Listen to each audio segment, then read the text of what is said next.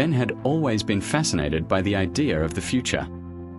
As a boy, he would lie on the grass at night, staring up at the stars, wondering what kind of man he would become. He used to ask his grandfather, "Do you think I'll be successful one day? Do you think I'll make a difference?" His grandfather, a man who had built his own small business from nothing, would smile and reply, "The best way to predict the future, Ben, is to create it." At first, Ben thought it was just a clever phrase, but as he grew older, he began to understand its meaning. When Ben finished school, life did not turn out the way he had imagined. He didn't land his dream job. He wasn't living in the city he thought he'd be in. Days blurred into nights, and he found himself stuck in routines that drained him. Each morning, he would sit at the bus stop watching people rush off to work, wondering if this was all there was. One evening, exhausted after another long shift at a job he hated, Ben opened his old notebook, the one where he used to write down ideas as a teenager. On the first page were his grandfather's words, scribbled in bold letters. "The best way to predict the future is to create it."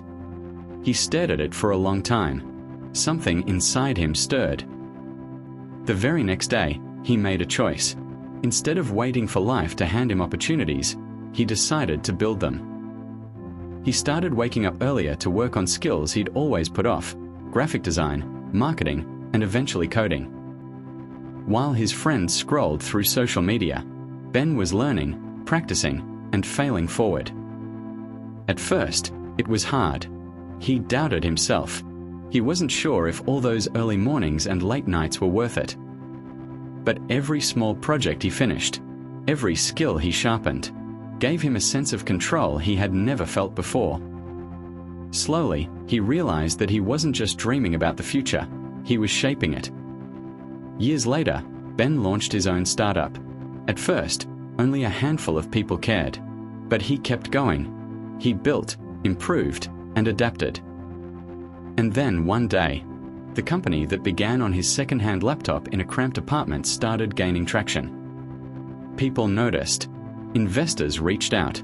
His small idea grew into something real, something that changed not only his life but also the lives of others.